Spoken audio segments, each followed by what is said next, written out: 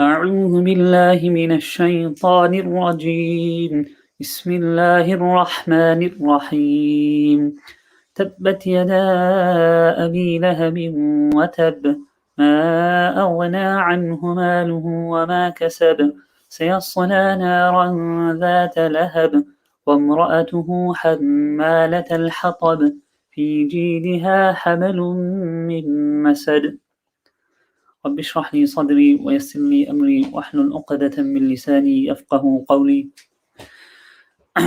Last time we began this tafsir of Surah Lahab, in which Allah subhanahu wa ta'ala, He dedicates one entire surah to one enemy of Islam, Abu Lahab, and mentioned a few things as to why, few reasons as to why Allah subhanahu wa ta'ala has dedicated this entire surah to this one individual. And we mentioned and covered last time some of the things that this person, this individual, he done, and the type of animosity and the type of hatred he bared against Rasulullah sallallahu alaihi wasallam, and how he was an enemy to Rasulullah despite being his own family, and he used to even went to the extent to celebrate the death of the child of Rasulullah sallallahu alaihi wasallam, and with he also instructed his two sons to divorce the two daughters of Rasulullah sallallahu alaihi wasallam. So Allah subhanahu wa ta'ala, He curses him in the first verse, Tabbat yada Abi Lahabin wa tab, may the two hands of Abu Lahab be destroyed. Last time we mentioned why, as to what it is referred to as the yad, what does it mean by yada Abi Lahab. So, and another reason why in particular the hands have been mentioned is that in one narration it comes that he took لأنه أخذ حجرا ليرمي به رسول الله صلى الله عليه وسلم. On one occasion he took a stone to try and harm Rasulullah sallallahu alaihi wasallam. This is why his hands have been mentioned in particular. And what is the other benefits of mentioning hands as well is that in that time when the people would go to fight in the war, they would normally equip themselves. In one hand they would have a sword or something to attack, and the other hand they would have a shield or piece of armor to defend themselves. So when a person he cannot use both hands, then neither does he have the ability to attack, nor does he have the ability to defend. So this person is completely useless. So this is why, in reference to the two hands of Abu Lahab being destroyed, they will neither have the ability to attack, neither will have the ability to defend himself. And then this whole tabbat, so if you translate tabbat yada Abi Lahab, may the two hands of Abu Lahab be destroyed, you translate the first tabbat as may, and watab, the second watab, and this did happen. He has perished, he is destroyed. So how exactly did this person come to his demise, to his destruction? You can't mean narration is mentioned Allah subhanahu wa ta'ala inflicted this person with such an illness on his body that he was thought to be contagious. Right now we're in a pandemic, and a person who gets COVID or a person is ill, then he's told to self-isolate. Nobody wants to be in contact with that person. Similarly, this person, Abu Lahab, he was inflicted with such an illness that people thought he was contagious. So that all his family members distanced themselves from him, and slowly, his skin, it was an illness of the skin.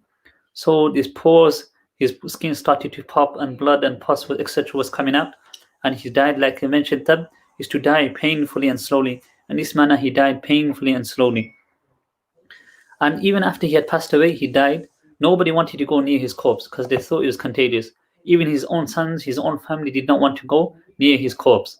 But what happened was the people started to taunt his sons. So his sons, finally they hired some narration Abyssinians, and they dug a hole, and by the use of some sticks or some logs, they pushed his body into the hole that was dug, and this is how he was buried.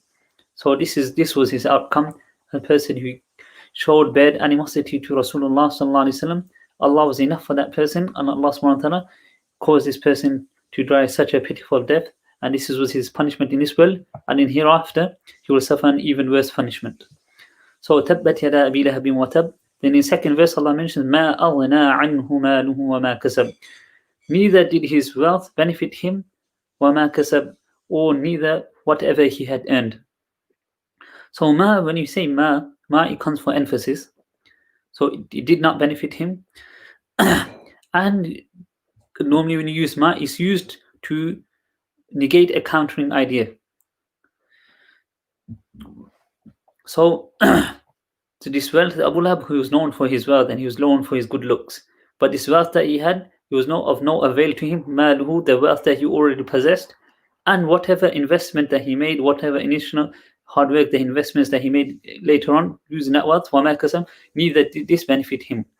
And wama kasab, what is also could be meant by wama kasab is his children, his sons that he had, because even the Arabic, it was the Arabic tradition custom that the children used to carry the name of the father, and they were referred to as kasab, a person's what he has earned. And this was, but neither the wealth that he had, neither his own sons who have any avail, any benefit to him.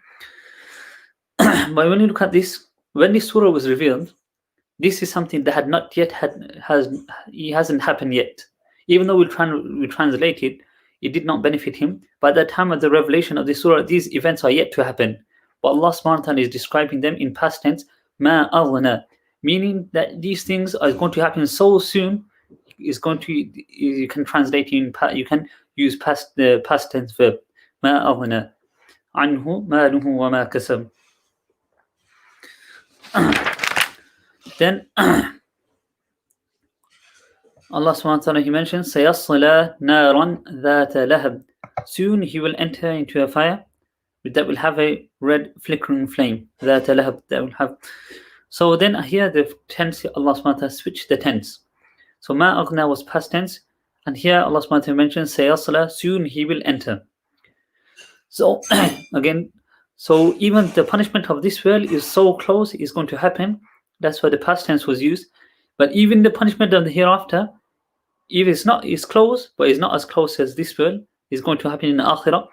But for Allah subhanahu wa ta'ala, this is very close. This punishment he will receive in the hereafter, this is also very close. So Allah subhanahu wa ta'ala brings sayasla, the scene, soon very close. So with regards to the day of Yawm al-Qiyamah, Allah subhanahu wa ta'ala mentions in another place, إِنَّهُمْ يَرَوْنَهُ بَعِيدًا وَنَرَاهُ قَرِيبًا. They think of it as something very far, very distant. But we look at it, we think of it as very close, qariba. So this person, his punishment, Abu Lahab, the punishment that hereafter he was going to receive for Allah subhanahu wa ta'ala is very close. Sayasla, very close, very soon he will enter into the fire. Sayasla naran dhata lahab, in a fire dhata lahab. Okay. One other thing I forgot to mention in the first verse, Tabbat yada Abi Lahab. Allah subhanahu wa ta'ala refers to this person as, he refers to him by his kunya. Like I mentioned, his kunya, this kunya that he was given, this title he was given, most of the time is because of Abu Lahab. Lahab means red flickering flame. So because of his good looks, he was referred to as Abu Lahab. So the question arises, why does Allah subhanahu wa ta'ala refer to him with this kunya, this title as well? Number one, firstly, his original name is Abdul Uzza, slave of Uzza, one of the fake gods they used to worship. So Allah subhanahu wa ta'ala, by not using his original name, he refutes his entire, whatever he believes in, he's refuting that entirely. And secondly, we'll look at this verse. For Allah subhanahu wa ta'ala, even this person, he has been called Abu Lahab, the father of this red flickering flame, a person with good looks. But now the meaning of this Abu Lahab has changed, because he is going to enter into a fire. Allah subhanahu wa ta'ala could have just ended the sentence there. Sayasla naran. But Allah subhanahu wa ta'ala goes one step further and he said, Dhata lahab, a fire that will be red and flickering. So this person, he likes to be called Abu Lahab, and but the flame, the fire he will enter into, he is soon going to enter, it will be red, and it will be a red flickering fire, a fire that will possess this quality of lahab. So you could say the meaning, the connotation of the word Abu Lahab has changed completely. So now is somewhat of a, Allah subhanahu wa ta'ala is mocking this person, and so this meaning of this has changed. Then after this, so this was the talk of Abu Lahab, he finishes here, that Lahab. Then after this, Allah subhanahu wa ta'ala talks about the wife of Abu Lahab, wa mara'atuhu. Her name was Jamil, and she was the sister of Abu Sufyan. And Allah subhanahu wa ta'ala says, وَمْرَأَتُهُ, with the Dhamma on the وَمْرَأَتُهُ. So she will also enter into the fire. So very important, he will enter the fire, and وَمْرَأَتُهُ, and she will enter into the fire also. Then after this, وَامْرَأَتُهُ, then Allah subhanahu wa ta'ala describes her. Who? حَمَّالَةَ الْحَطَبِ. Again here, you look at this. حَمَّالَةَ الْحَطَبِ. Not, Allah subhanahu wa ta'ala doesn't mention حَمَّالَةُ الْحَطَبِ. حَمَّالَةَ الْحَطَبِ means the carrier of firewood. But why does Allah subhanahu wa ta'ala say حَمَّالَةَ and not حَمَّالَةُ الْحَطَبِ? So one of the reasons is given, they're very important, that this fatha, there are many reasons why in Arabic a word can receive a fatha or it can be nasab. One of them is that for when you condemn someone, when you showing your disgust to some individual, then in some instances, then you bring a fatha, you bring a nasab. So this even though it's translated the carrier of firewood, but Allah subhanahu wa ta'ala is displaying, he's showing that how much hatred, how much disgust he has for this one particular woman. The condemnation that Allah subhanahu wa ta'ala has for her, it's expressed in this fatha, in hammalatal hatab, the carrier of firewood. Now, what does it mean by carrier of firewood? And they say, it comes that at that time the custom was that the slave women, it comes that the slave women at that time they used to have central heating. We just turn on the gas heating or turn on the boiler, and the heating comes on in the house. So the slave women would go and collect the firewood, and the firewood used to be lit up, and this is how the homes used to be kept warm. So Allah subhanahu wa ta'ala is degrading her and referring her to as Hammalat al-Hatab, the woman who carries firewood. Another meaning of Hammalat al-Hatab is that it's not literally means carrier of firewood, but it's a figure of speech. But because this woman used to gossip, and she would go and talk to some individuals, and whatever she heard there, she would go and spread to other people, and she would try and whatever she's heard should cause a lot of hatred, and should gossip everywhere. So Allah subhanahu wa ta'ala as this Hammalat al-Hatab, carrier of firewood, meaning she would fuel the flames between people, and as a figure of speech, Allah subhanahu wa ta'ala refers to as Hammalat al-Hatab, the carrier of firewood. So in this, Allah subhanahu wa ta'ala is degrading her. Hammalat al-Hatab, this is what she done. And then fi jidiha habalum min masad, and in her neck there will be a rope of twisted palms or twisted fibers. So in this, the reason for this fi jidiha hablum min masad, some of the commentators have written, is that she would put thorns and harmful objects in the path of Rasulullah sallallahu alaihi wasallam. So this is why this one particular punishment she will receive in Jahannam is that she will have a twisted rope around her neck, or some commentators have mentioned there will be iron shackles around her neck, because she used to try and harm Rasulullah sallallahu alaihi wasallam. So after this surah had been revealed, and Allah subhanahu wa ta'ala has mocked her, and she thinks she of herself as so high, a noble lady, and Allah subhanahu wa ta'ala is referring to as Hammalat al-Hatab.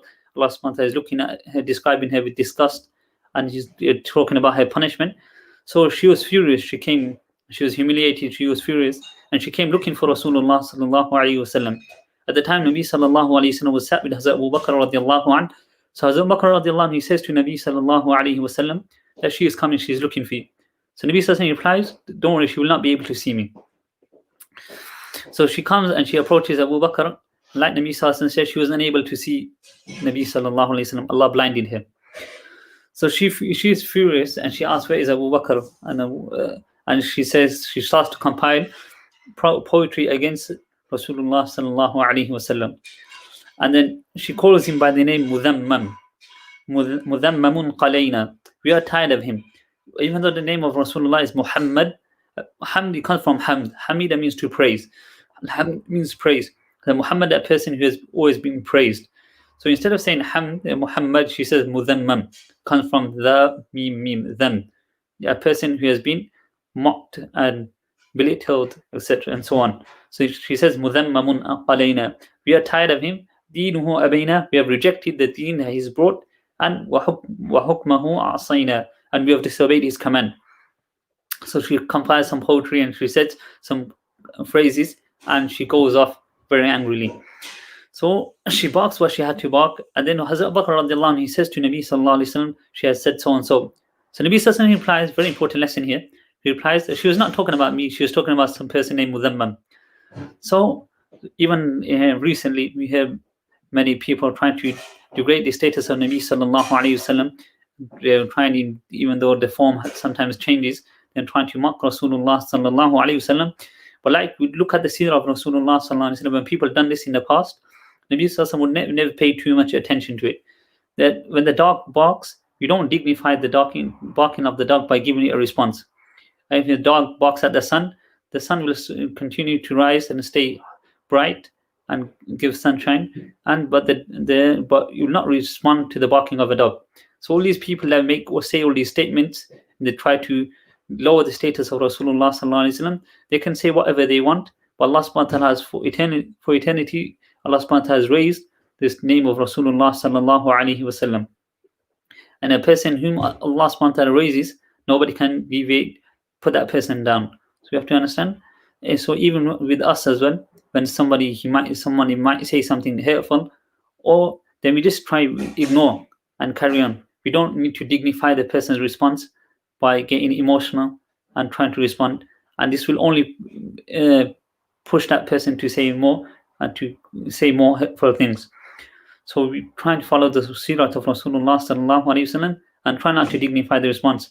And we show our true love to Rasulullah sallallahu alaihi wasallam by holding steadfast to his sunnah and studying his seerah, studying his lifestyle, and sending salawat, durood, and salutations upon Rasulullah sallallahu alaihi wasallam in abundance. So may Allah subhanahu wa ta'ala give us the ability to take lessons from this surah and bring this into our life. Ameen. آخر دعوانا الحمد لله رب العالمين.